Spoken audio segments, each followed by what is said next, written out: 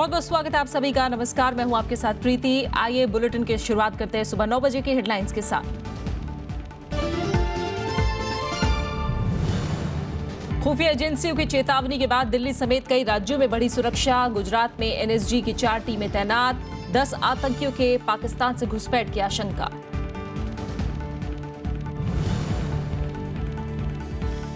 मुजफ्फरनगर दंगों पर जस्टिस सहाय की रिपोर्ट में अखिलेश सरकार को क्लीन चिट। खुफिया तंत्र की विफलता को बताया जिम्मेदार। बीएसपी, कांग्रेस और बीजेपी ने उठाए सवाल।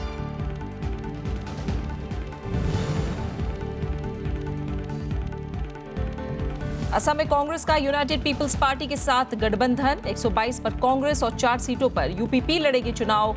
9 सीटों पर दोस्ताना लड़ाई पर सहमति।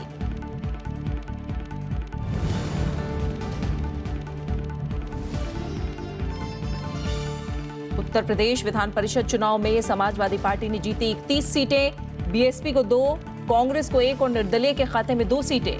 बीजेपी का नहीं खुला खाता।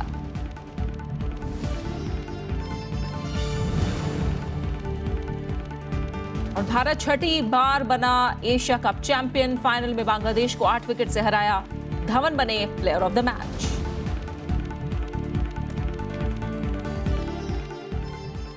आतंकी हमले के खतरे की आशंका के चलते गुजरात, पंजाब, जम्मू कश्मीर और दिल्ली समेत कई राज्यों में हाई अलर्ट जारी कर दिया गया है। आईबी ने गुजरात सीमा से 10 आतंकियों के देश में दाखिल होने की सूचना दी है। इस बारे में पहली सूचना खुद पाकिस्तान ने भारत को दी थी। दिल्ली समेत दूसरे राज्यों में महत्वपूर्ण प्रतिष्ठानों, इमारतों और भीड़भाड़ वाले इलाकों की सुरक्षा व्यवस्था बढ़ा दी गई है।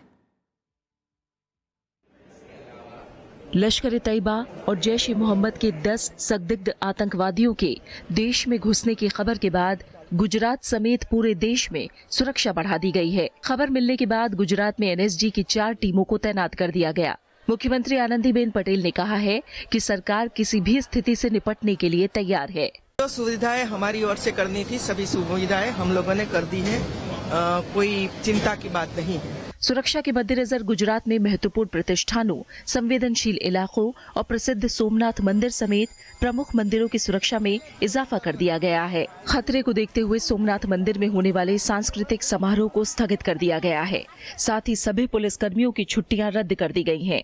तरह तरह की जगह पे चेकिंग हो रहा है, नाइट चेकिंग हो रहा है, व्हीकल चेकिंग हो रहा है और जो भी वाइटल इंस्टॉलेशंस है उनके जो सिक्योरिटी हेड है और उनके जो एडमिनिस्ट्रेटिव हेड है उनको इन्फॉर्म कर किया गया है। इधर जम्मू कश्मीर, दिल्ली, राजस्थान और पंजाब में अलर्ट को देखते हुए सुरक्षा सख्त कर दी गई है। महत्वपूर्ण प्रतिष्ठानों, भवनों और भीड़ भाड़ वाले स्थानों पर निगरानी बढ़ा दी गई है। वहीं पठानकोट में भी सुरक्षा बलों का सर्च ऑपरेशन जारी है। वो बता दिया कि जो माहौल चल रहे हैं तो उसी संबंध में इनपुट थी। हो सकता है कि कोई पाक बेस्ड मिलिटेंट आए हों, ठीक है कि नहीं, तो उस इनपुट के आधार पर हमने सर्च अभियान चलाया है। अभी तक कोई ऐसी बात सामने नहीं है। दूसरी तरफ कोलकाता में नेताजी सुभाष चंद्र बोस अंतर्राष्ट्रीय हवाई अड्डे की भी सुरक्षा व्यवस्था मजबूत कर दी गई है। अधिकारियों के मुताबिक एक ईमेल के जरिए हवाई अड्डे को उड़ाने की धमकी दी गई थी। Bureau report, Rajya Sabha TV. Justice Vishnu Sahay जांच आयोग ने 2013 के मुजफ्फरनगर दंगों के मामले में उत्तर प्रदेश सरकार को क्लीन चिट दे दी है। बीजेपी ने सहाय आयोग की रिपोर्ट को खारिज करते हुए दंगों की सीबीआई जांच की मांग की है। वहीं बीएसपी और कांग्रेस ने भी दंगों के लिए अखिलेश सरकार को जिम्मेदार ठहराया है। इन दंगों में 60 से ज्यादा लोग मारे गए थे। मुजफ्फरनगर दंगों पर जस्टिस विष्णु सहाय आयोग की जांच रिपोर्ट रविवार को उत्तर प्रदेश विधानसभा में पेश की गई। 700 पन्नों की रिपोर्ट में स्थानीय अधिकारियों पर आरोप लगाते हुए कहा गया है कि वे स्थिति को काबू नहीं कर पाए, जिसकी वजह से दंगे हुए। रिपोर्ट में दंगों के लिए खुफिया तंत्र की नाकामी को भी जिम्मेदार माना गया है। आयोग ने हिंसा की खबरों को बढ़ा चढ़ाकर पेश करने और अफवाह फैलाने में मीडिया की भूमिका पर भी सवाल उठाए हैं। दूसरा कमीशन बैठे, तीसरा बैठे, उसके क्या तथ्य सामने आए, अगर बैठे तो मैन टू मैन डिफर करता है कि उसका जस्टिस का मापदंड क्या है, उसकी जांच का दायरा कितना है। जस्टिस सहाय ने जो रिपोर्ट दी है वो हरफ आखिर तो है नहीं। हालांकि रिपोर्ट में अखिलेश यादव सरकार के खिलाफ कुछ नहीं कहा गया है। विपक्षी पार्टियों का कहना है कि मुख्यमंत्री जिम्मेदारी से बच नहीं सकते क्योंकि कानून व्यवस्था राज्य का विषय है। इसको संदेह से परे नहीं कह सकते हैं। पूरी तरीके से सरकारी मशीनरी का फेल्योर था। सरकार की भी नीयत साफ नहीं थी। सरकार के समय समय पर ऐसे कई उदाहरण मिलते हैं कि जिसमें सरकार की अनदेखी भी थी और सरकार की नीयत के ऊपर भी प्रश्न उठाए गए, लेकिन सरकार ने उसका कभी कोई समुचित उत्तर नहीं दिया। बीएसपी और कांग्रेस ने भी इन दंगों के लिए राज्य की समाजवादी पार्टी सरकार को ही जिम्मेदार ठहराया है। इस तरह की रिपोर्ट जो आई है वो कह रहे हैं कि केंद्र पर लांछन लगा रहे हैं कि हमको उसका वो नहीं मिला, इंटेलिजेंस नहीं मिली, और केंद्र कह रहा हमने इंटेलिजेंस दी थी। लेकिन ये जो भी था, मैं समझती हूँ कि मुजफ्फरनगर में उत्तर प्रदेश सरकार की प्रशासनिक विफलता दिखाई दी। दोष इधर उधर से न लगाकर सीधा मुख्यमंत्री पर बनता है और जिन लोगों के खिलाफ ये रिपोर्ट लिखाई गई है उनका बनता है, जो अब माननीय मंत्री लोग हैं, और इसके बारे में आने वाले समय के अंदर आम जनता भी बतला देगी कि कौन दोषी है और कौन दोषी नहीं है। उत्तर प्रदेश सरकार ने मुजफ्फरनगर में 27 अगस्त से 9 सितंबर 2013 के बीच की घटनाओं की जांच के लिए हाईकोर्ट के रिटायर्ड जस्टिस विष्णु सहाय की अध्यक्षता में एकल सदस्यीय जांच आयोग का गठन किया था। आयोग से 2 महीने में जांच रिपोर्ट की अपेक्षा की गई थी, लेकिन रिपोर्ट 2 साल 14 दिन में तैयार हुई। Bureau report, Rajya Sabha TV. Assam विधानसभा चुनाव के लिए कांग्रेस ने यूनाइटेड पीपल्स पार्टी के साथ गठबंधन किया है। इसके तहत कांग्रेस ने अपने सहयोगी के लिए 4 सीटें देने का ऐलान किया, जबकि 9 सीटों पर दोनों दल तालमेल के साथ चुनाव लड़ेंगे। असम विधानसभा चुनाव के लिए कांग्रेस ने यूनाइटेड पीपल्स पार्टी यानी यूपीपी के साथ गठबंधन किया है। इसके तहत बोडोलैंड क्षेत्रीय जिला समूह के तहत आने वाले इलाकों में दोनों पार्टियों ने मिलकर चुनाव लड़ने का फैसला किया है। 126 सीटों में से 4 सीटों पर कांग्रेस चुनाव नहीं लड़ेगी। कोकराझार पश्चिम, कोकराझार पूर्व, सिडली और छापागुरी सीटों पर यूपीपी के उम्मीदवार चुनाव लड़ेंगे। इनके अलावा दोनों पार्टियों ने 9 सीटों पर तालमेल के साथ चुनाव लड़ने का फैसला किया है। हम लोग फैसला किया उसको 4 सीट हम लोग this is will not contest in the INC by the in 4 seat, that is Kokrajhar west, Kokrajhar east, Sidli and Chapaguri, and in other 9 constituencies were contested friendly. So this is decided to defeat the communal forces and corrupt practice of the BPF. बाकी सीटों में भी हम एक friendly contest में जाएंगे। कौन जीतेगा कौन नहीं जीतेगा ये समय बताएगा, लेकिन हम दोनों में से कोई एक दूसरे के खिलाफ नहीं है। हम लोग बीजेपी बीपीएफ की जो मित्रजोट है उसके खिलाफ में लड़ने जा रहे हैं। कांग्रेस के साथ गठबंधन करने के बाद यूपीपी ने विधानसभा चुनाव के लिए अपने उम्मीदवारों की पहली सूची जारी कर दी। इसके तहत 10 सीटों पर उम्मीदवारों का ऐलान किया गया। असम में 2 चरणों में 4 और 11 अप्रैल को मतदान होना है। बीजेपी पहले ही असम गण परिषद के साथ गठबंधन कर चुकी है। Bureau report, Rajya Sabha TV. Paschim Bangal में अगले महीने होने वाले विधानसभा चुनाव में कांग्रेस और लेफ्ट पार्टी मिलकर चुनाव लड़ेंगी या नहीं, इसकी तस्वीर अभी तक पूरी तरह से साफ नहीं हो पाई है। रविवार को सीपीआई सचिव अमरजीत कौर ने दोनों दलों के बीच गठबंधन की खबरों पर प्रतिक्रिया देते हुए कहा कि फिलहाल इस तरह का कोई भी फैसला नहीं लिया गया और भविष्य में दोनों के बीच प्रत्यक्ष गठबंधन की कोई संभावना भी नहीं है। उन्होंने केरल के राजनीतिक हालातों का हवाला देते हुए कहा कि यहाँ एलडीएफ और यूडीएफ के बीच सीधा मुकाबला होना है। ऐसे में बंगाल में कांग्रेस के साथ मिलकर चुनाव लड़ने का सवाल ही नहीं उठता।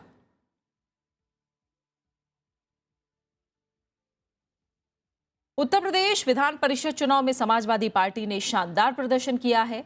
स्थानीय प्राधिकारिक क्षेत्र के 28 सीटों के चुनाव में समाजवादी पार्टी ने 23 सीटों पर कब्जा कर लिया। 8 सीटों पर समाजवादी पार्टी पहले ही निर्विरोध जीत हासिल कर चुकी है। इसके साथ ही सत्तारूढ़ समाजवादी पार्टी को 100 सदस्यीय विधान परिषद में भी बहुमत हासिल हो गया है। नतीजों में विपक्षी दलों को करारा झटका लगा है। मुख्य विपक्षी दल बीएसपी को जहां महज 2 सीटें मिली, वहीं कांग्रेस को 1 सीट हासिल हुई, तो 2 सीटों पर निर्दलीय उम्मीदवारों ने जीत हासिल की, जबकि बीजेपी खाता भी नहीं खोल सकी। बीजेपी और बीएसपी ने चुनाव में धांधली का आरोप लगाते हुए कल विधानसभा से वॉकआउट किया।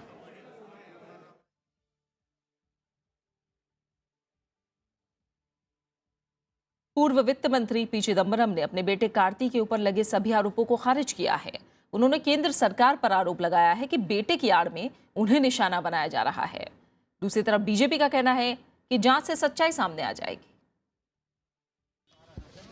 अपने बेटे कार्ति चिदंबरम की अघोषित संपत्ति को लेकर पूर्व वित्त मंत्री पी चिदंबरम ने केंद्र सरकार की मंशा पर सवाल खड़ा किया है। उन्होंने उन आरोपों को सिरे से खारिज कर दिया है जिसमें कहा गया है कि कार्ति चिदंबरम ने विश्व के कई देशों में रियल एस्टेट में निवेश किया है और उनके पास अघोषित संपत्ति है।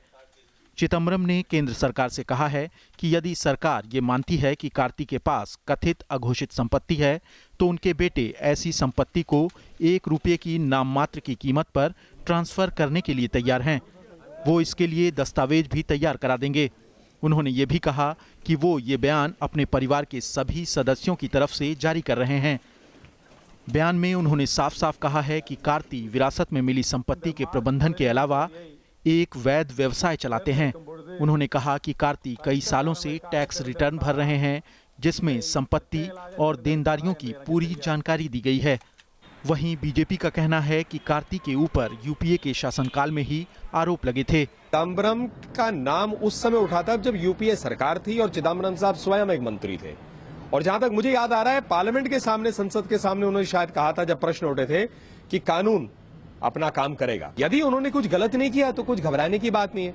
यदि उन्होंने कोई स्कैम्स किए हैं तो मुझे लगता है कानून को अपना काम करना चाहिए। उधर डीएमके का कहना है कि विधानसभा चुनाव को देखते हुए ऐसे आरोप लगाए जा रहे हैं। They will do everything. They will follow all tricks to cover their failure in the administration. People does not want them to continue in power. So they take all such steps to see that somehow they want to come back to power. Media में आई खबरों के मुताबिक कार्ति ने दुनिया के अलग अलग हिस्सों में एक बड़ा साम्राज्य खड़ा किया और 14 देशों में व्यापारिक गतिविधियों में शामिल हैं। इस मुद्दे को विरोधी पार्टियों ने संसद में भी उठाया था। Bureau report, Rajya Sabha TV. वित्त मंत्री अरुण जेटली ने लेफ्ट पार्टी पर आरोप लगाया है। एक सम्मेलन को संबोधित करते हुए उन्होंने कहा कि स्वतंत्रता आंदोलन का कम्युनिस्ट पार्टी ने विरोध किया था। सीपीएम महासचिव सीताराम येचुरी ने वित्त मंत्री के इन आरोपों को सिरे से खारिज करते हुए कहा है कि लोगों के बीच भ्रम फैलाया जा रहा है। भारत छोड़ो आंदोलन की आवाज उठाई,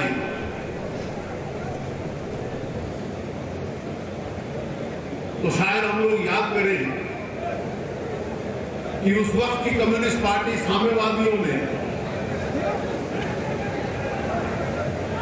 स्वतंत्रता आंदोलन का पूर्ण रूप से विरोध किया है।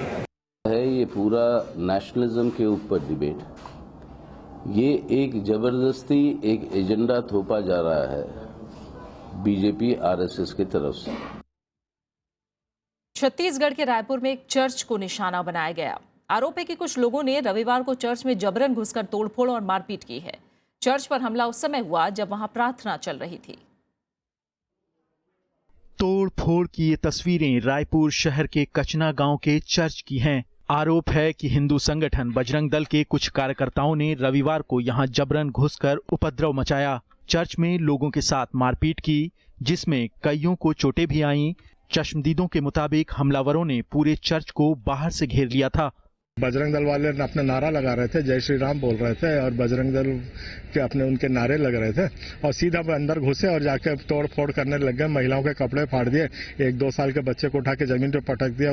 हमले के वक्त चर्च में मौजूद लोगों के अनुसार हमलावर नारेबाजी करते हुए चर्च के अंदर घुसे और बिना किसी से कुछ बोले तोड़फोड़ शुरू कर दी। रोकने की कोशिश करने पर कई लोगों के साथ बदसलूकी भी की। हमलावरों ने जिस वक्त हमला किया था उस वक्त चर्च में प्रार्थना चल रही थी। उधर पुलिस ने एफआईआर दर्ज कर जांच शुरू कर दी है। प्रेयर कर रहे थे तो उस समय में बहुत सारे लड़के लोग आए और अचानक से कुछ बोले नहीं और धड़ाधड़ मारना पीटना चालू किए। अगर बच्चे लोग को पकड़ के भाग रहे थे तो यहाँ पे 6 के बच्चे लोग को भी मार पीट कर रहे थे। पंखा, कुर्सी, टेबल और लोगों को, हमारे भाई बहनों को मारना पीटना चालू कर दिए और हमसे कुछ बात नहीं किया। उन्होंने एक साथ घुस करके सीधा मारधाड़ चालू कर दिए।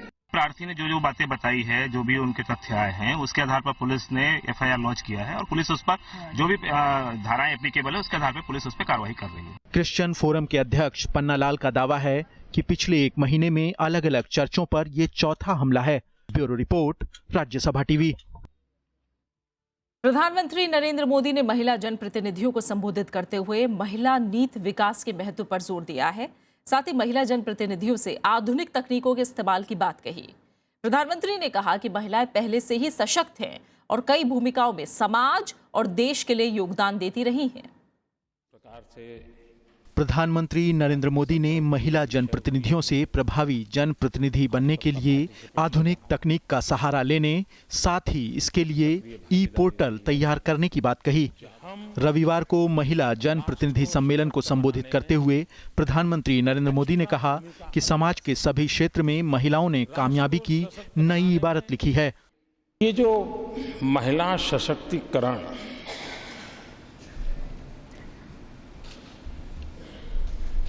ये मनोवैज्ञानिक अवस्था को बदलने की आवश्यकता मुझे लगती है।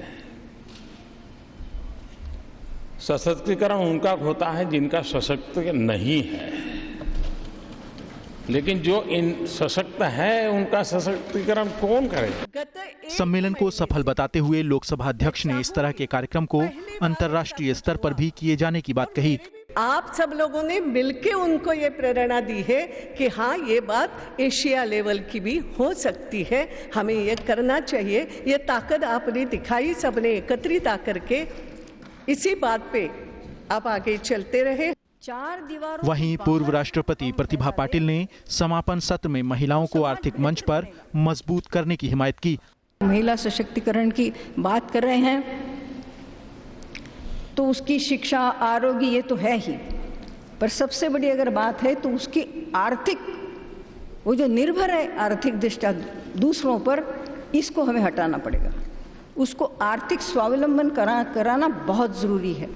केंद्रीय मंत्री उमा भारती ने कहा कि महिलाओं के स्वभाव में ही सुशासन होता है, इसलिए वो किसी भी चुनौती में खरी उतरती हैं। दिल्ली की पूर्व मुख्यमंत्री शीला दीक्षित ने भी सम्मेलन को संबोधित करते हुए महिलाओं की उपलब्धियों का जिक्र किया। अंतर्राष्ट्रीय महिला दिवस के मौके पर आयोजित राष्ट्रीय महिला जनप्रतिनिधियों के सम्मेलन का रविवार को समापन हुआ। 2 दिन तक चले इस सम्मेलन में देश की कई महिला विधायक और सांसदों ने हिस्सा लिया। अरविंद कुमार सिंह, राज्यसभा टीवी। उत्तर भारत के कई इलाकों में बेमौसम बारिश किसानों के लिए आफत बन गई है। पिछले साल हुए नुकसान के अभी से किसान अभी उबर भी नहीं पाए थे कि ताजा बारिश ने किसानों की उम्मीदों पर पानी फेर दिया है। बारिश से रबी की फसलों को नुकसान पहुंचा है। सबसे ज्यादा असर खेतों में खड़ी गेहूं और सरसों की फसलों पर पड़ा है। राजस्थान में बेमौसम बारिश और ओलावृष्टि से सरसों, जौ, मेथी और गेहूं की फसलों को नुकसान पहुंचने की खबर है। वहीं हिमाचल प्रदेश में बारिश और बर्फबारी से तापमान में गिरावट आई है।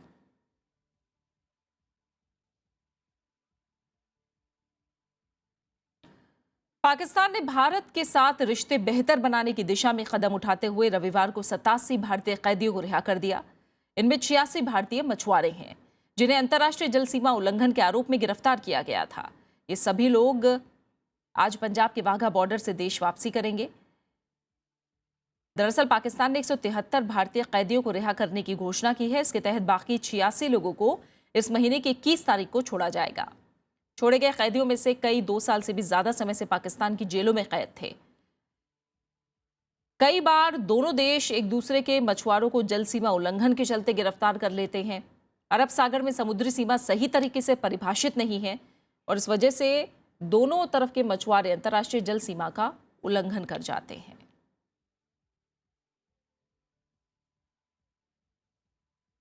श्रीलंकाई नौसेना ने 1 हफ्ते के भीतर दूसरी बार अपने जल क्षेत्र में मछली पकड़ने के आरोप में 31 भारतीय मछुआरों को हिरासत में ले लिया है। इनमें तमिलनाडु के तूतीकोरिन के 22 और रामेश्वरम के 9 मछुआरे शामिल हैं। इन मछुआरों को उनकी 3 देसी नौकाओं और एक मशीनीकृत नौका के साथ रविवार सुबह हिरासत में लिया गया। अंतर्राष्ट्रीय समुद्री रेखा को पार करने और श्रीलंकाई जल क्षेत्र में मछली पकड़ने के आरोप में 3 मार्च को भी 8 मछुआरों को हिरासत में लिया गया था। कल की घटना के साथ ही श्रीलंका में हिरासत में लिए गए तमिलनाडु के मछुआरों की संख्या बढ़कर 66 हो गई है। पाकिस्तान ने 26/11 मुंबई हमले के मामले में भारत से 24 गवाहों को भेजने के लिए कहा है।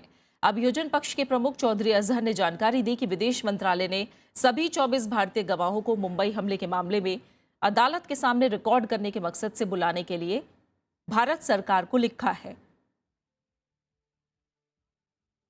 आतंकवाद रोधी अदालत पहले ही इस मामले में सभी पाकिस्तानी गवाहों के बयान रिकॉर्ड कर चुकी है। पाकिस्तान में इस मामले की सुनवाई 6 साल से ज्यादा समय से चल रही है।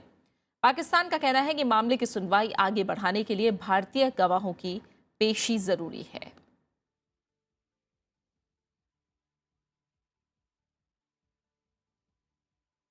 उपराष्ट्रपति मोहम्मद हामिद अंसारी ने कल हैदराबाद के प्रसिद्ध कुतुब शाही मकबरे का दौरा किया। उन्होंने इस मकबरे के पुनर्निर्माण के काम का जायजा लिया। 16वीं सदी के इस ऐतिहासिक मकबरे के पुनर्निर्माण का काम आगा खान ट्रस्ट कर रहा है।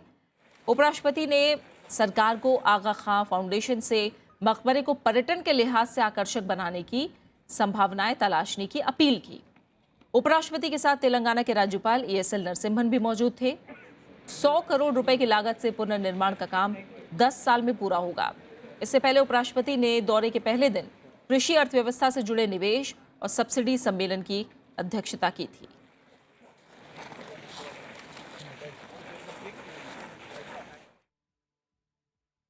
इराक की राजधानी बगदाद में रविवार को एक आत्मघाती हमला हुआ, जिसमें 60 लोगों की मौत हुई है। इस हमले में 70 से ज्यादा लोग जख्मी भी हुए हैं।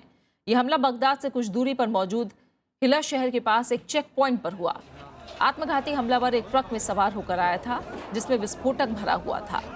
सुरक्षा बलों को रास्ते में मौजूद देख हमलावरों ने चेक पॉइंट में टक्कर मार दी।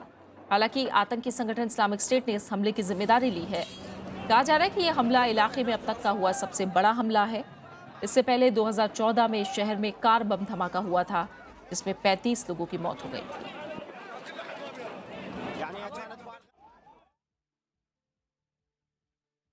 अमेरिकी राष्ट्रपति चुनाव में उम्मीदवारों की दौड़ रोचक दौर में पहुंच गई है। रिपब्लिकन दावेदार टेड क्रूज और डेमोक्रेटिक दावेदार बर्नी सैंडर्स ने सुपर सैटरडे में 2-2 प्रांतों में जीत हासिल करके कड़े मुकाबले में अपनी स्थिति सुधारी है, जबकि रिपब्लिकन दावेदार डोनाल्ड ट्रंप ने केंटकी और लुजियाना, तो डेमोक्रेट दावेदार हिलेरी क्लिंटन ने लुजियाना प्रांत में जीत दर्ज करके बढ़त बरकरार रखी है। सुपर सैटरडे में रिपब्लिकन पार्टी की उम्मीदवारी की दौड़ में सबसे आगे चल रहे डोनाल्ड ट्रंप ने लुजियाना और केंट की प्राइमरी में जीत हासिल की, तो ट्रंप के मुख्य प्रतिद्वंदी टेक्सास सीनेटर टेड क्रूज को कंसास और माइन में जीत मिली। इस बीच डोनाल्ड ट्रंप ने मार्को रूबियो और जॉन कैसिच से नॉमिनेशन की दौड़ से हटने की गुजारिश करते हुए कहा कि वो क्रूज से सीधा मुकाबला चाहते हैं। I think Marco Rubio had a very, very bad night. And personally, I'd call for him to drop out of the race. I'd love to take on Ted one-on-one. That would be so much fun. Because Ted can't win New York, he can't win New Jersey, he can't win Pennsylvania, he can't win California. I want Ted one-on-one. Okay. दूसरी तरफ democratic party की race में वारमोंट senator Bernie Sanders ने Kansas और Nebraska में जीत दर्ज की, जबकि हिलेरी क्लिंटन ने लुजियाना में बाजी मार ली। Democrats caucused and voted in Louisiana, Kansas, and Nebraska. I want to congratulate Senator Sanders for running a strong campaign. But now all eyes turn to Michigan. It looks like we won a very good victory in Nebraska, a very good victory in Kansas, and that adds to the victories that we have won so far. We hope. Super Saturday में Republican ने 4 राज्यों और Democrat ने 3 राज्यों में primary कराई। पिछले सप्ताह सुपर ट्यूसडे में ट्रंप ने 11 में 7 राज्यों में जीत दर्ज की थी। वहीं हिलेरी के हाथों बर्नी सैंडर्स को शिकस्त का सामना करना पड़ा था। लेकिन सुपर सैटरडे में ट्रंप और हिलेरी के प्रतिद्वंदियों की अहम प्रांतों में जीत से आगे के अभियान में उन्हें कड़ी टक्कर मिलने की उम्मीद है। Bureau report, Rajya Sabha TV. बात क्रिकेट की। भारत ने छठी बार एशिया कप पर जीत हासिल की है। मीरपुर के शेरे बांग्ला स्टेडियम में खेले गए फाइनल मुकाबले में टीम इंडिया ने बांग्लादेश को 8 विकेट से हरा दिया। बारिश से बाधित मैच में पहले बल्लेबाजी करते हुए बांग्लादेश ने 15 ओवर में 5 विकेट खोकर 120 रन बनाए। 121 रन के लक्ष्य का पीछा करते हुए भारत ने 13.5 ओवर में 2 विकेट खोकर ही जीत हासिल कर ली। सलामी बल्लेबाज शिखर धवन ने 44 गेंदों में 60 रन की शानदार पारी खेली। इसके अलावा विराट कोहली ने 28 गेंदों में 41 और धोनी ने 6 गेंदों में 20 रन बनाए। धोनी ने 14वें ओवर की 5वीं गेंद पर विजयी छक्का लगाकर जीत दिला दी। शिखर धवन को प्लेयर ऑफ द मैच चुना गया। इस जीत के साथ ही भारत के नाम सबसे ज्यादा बार एशिया कप जीतने का रिकॉर्ड दर्ज हो गया है। कल से भारत में T20 का विश्व कप शुरू हो रहा है।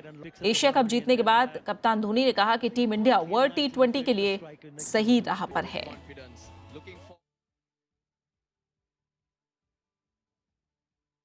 Well, it's special because of the circumstances also. Before getting into the World Cup, now if you see the kind of performance the team has given, they'll carry a lot of confidence into the T20 World Cup. देश भर में आज महाशिवरात्रि का पर्व पारंपरिक श्रद्धा और उल्लास के साथ मनाया जा रहा है। हम आपको कुछ तस्वीरें के जरिए दिखा रहे हैं किस तरह से श्रद्धालुओं का जमावड़ा मंदिरों में लगा हुआ है। जम्मू, कानपुर और मुंबई की तस्वीरें हैं जहां मंदिरों और शिवालयों में को आकर्षक ढंग से सजाया गया है। वाराणसी, हरिद्वार, इलाहाबाद समेत देश के दूसरे शहरों में सुबह से ही शिवालयों में भक्तों की भीड़ लगी हुई है। लोग मंदिरों में जाकर शिवलिंग पर बेलपत्र और जल चढ़ा रहे हैं। हर तरफ हर हर महादेव और बम बम भोले की गूंज हो रही है। आतंकी हमले के खतरे को देखते हुए मंदिरों में सुरक्षा व्यवस्था कड़ी कर दी गई है।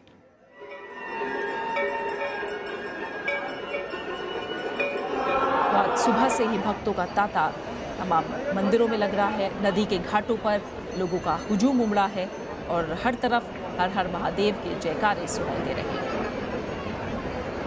आस्था की डुबकी आज सुबह से ही देश के अलग अलग कोनों में दिखाई दे रही है। मंदिरों में भी भक्तों का हुजूम उमड़ा है। आखिर में हेडलाइंस पर एक नजर। खुफिया एजेंसियों की चेतावनी के बाद दिल्ली समेत कई राज्यों में बढ़ी सुरक्षा। गुजरात में एनएसजी की 4 टीमें तैनात। 10 आतंकियों के पाकिस्तान से घुसपैठ की आशंका।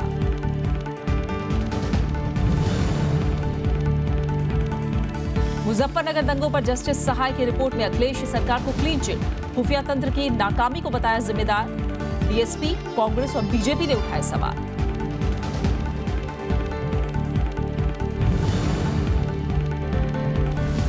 असम में कांग्रेस का यूनाइटेड पीपल्स पार्टी के साथ गठबंधन। 122 पर कांग्रेस और 4 सीटों पर यूपीपी लड़ेगी चुनाव। 9 सीटों पर दोस्ताना लड़ाई पर सहमति।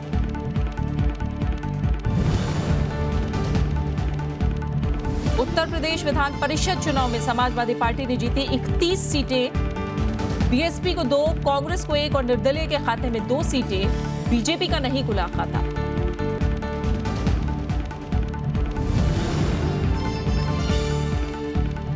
भारत छठी बार बना एशिया कप चैंपियन। फाइनल में बांग्लादेश को 8 विकेट से हराया।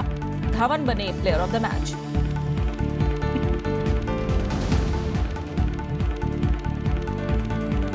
फिलहाल इस बुलेटिन में इतना ही। आगे आप देख सकते हैं राज्यसभा टीवी का खास कार्यक्रम मैं भी भारत। नमस्कार।